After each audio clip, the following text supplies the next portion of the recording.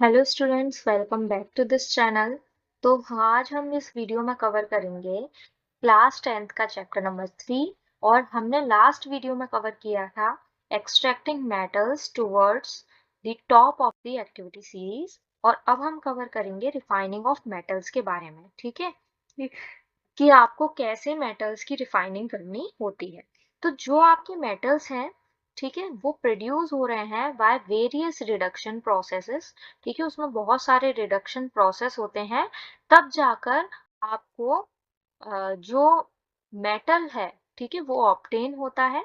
ठीक है, लेकिन वो इतना ज्यादा प्योर नहीं होता है, तो हमें मेटल की क्या करनी होती है, रिफाइनिंग करनी होती है, ताकि हमें प्योर मेटल ऑब्टेन हो सके। ठीक है, तो जब हम उस मेटल को by the process of reduction हम उसे ऑब्टेन कर रहे होते हैं, तो उस मेटल में कहीं ना कहीं इम्प्योरिटीज अब भी प्रेजेंट हैं। ठीक है, तो उन इम्प्योरिटीज को रिमूव करने के लिए हमें रिफाइनिंग प्रोसेस करना होता है। तो सबसे ज्यादा जो मेथड यूज होता है, ठीक है, इम्प्योर मेटल को प्योर फॉर्म का बनाने के लिए, तो इलेक्ट्रोलाइटिक रिफाइनिंग होती है। ठीक है, ये जो इलेक्ट्रोलाइटिक रिफाइनिंग होती है, वो क्यों यूज हो रही है? इलेक्ट्रोलाइटिक रिफाइनिंग वो आपकी यूज हो रही है ताकि आप प्योर फॉर्म, ठीक है, किसी भी मेटल की बिल्कुल प्योर फॉर्म को ऑब्टेन कर सकें। तो आप उस में कौन सा प्रोसेस यूज करते हैं? इलेक्ट्रोलाइटिक रिफाइनिंग का यूज करते हैं। अभी इलेक्ट्रोलाइटिक रिफाइनिंग होती क्या है? तो बहुत सारे जो आपके मेटल्स हैं, जैसे कि कॉपर, जिंक, ठीक है, टिन, निकल, सिल्वर, गोल्ड एक्सेट्रा, ये सारे जितने भी मेटल हैं, वो आपके इलेक्ट्रोलाइसिस के प्रोसेस से ही रिफाइन किए जाते हैं। ठीक है, इलेक्ट्रोलिटिकली ही रिफाइन किए जाते हैं।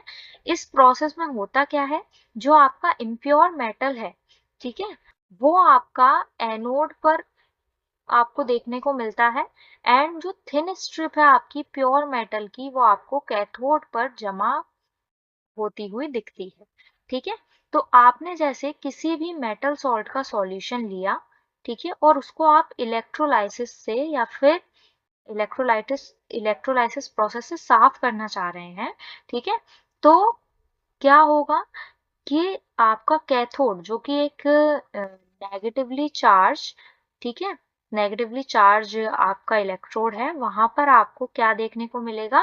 वो जो प्योरेस्ट फॉर्म है मेटल की, वो देखने को मिलेगी। और वहीं पॉजिटिव चार्ज एनोड पर आपको जो इम्प्योर मेटल है वो देखने को मिलेगा। ठीक है, तो होता क्या है कि आपने एक एपरेटस में, ठीक है, उसी सॉल्ट का, ठीक है, सॉल्यूशन लिया, ठीक है, उसी सॉल्ट का सॉल्यूशन लिया जिसका आप प्योर मेटल चाह रहे हैं, ठीक है, और यहाँ पर आपने उससे क्या पास कराया? करंट पास कराया। ठीक है, और उसमें दो इलेक्ट्रोड आपने डाल दिए, एक कैथोड और एक एनोड। ठीक है, तो जो आपका प्योर मेटल है, ठीक है, from the anode dissolve into the electrolyte, वो इस इलेक्ट्रोलाइट में डिजोल्व हो जाएगा। ठीक है, और एक इक्विवेलेंट अमाउंट का, ठीक है, एक इक्विवेलेंट अमाउंट का,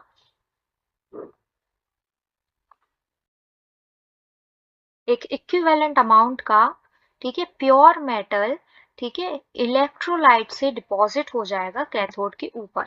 यानी कि कैथोड के ऊपर आपका डिपॉजिट हो जाएगा। ठीक है, इलेक्ट्रोड आपका हुआ क्या, पूरा फिर से समझिएगा।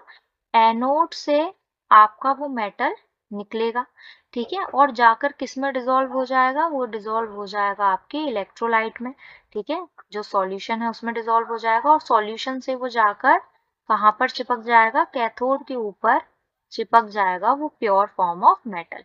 ठीक है, तो जो आपका सॉल्युबल इम्प्योरिटीज हैं, ठीक है, वो सॉल्यूशन के अंदर ही चली जाएंगी। ठीक है, वो कैथोड पर आपकी चिपकेंगी नहीं। ठीक है, वेयर एज जो आपकी इनसॉल्युबल इम्प्योरिटीज हैं, ठीक है, वो आपकी सेटल डाउन हो जाएंगी। ठीक है, सेटल डाउन हो जाएंगी at the bottom of the anode. ठीक है, एनोड के बॉटम पर, उसी चीज को हम एनोड मड कहते हैं। ठीक है, ये एक बार हम डायग्राम की हेल्प से फिर से समझते हैं।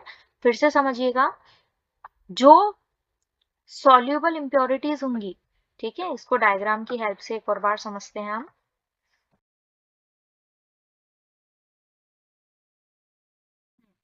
तो यहाँ पर क्या हुआ ये जो आपको दिख रहा है ना, ये एनोड मड है, ठीक है।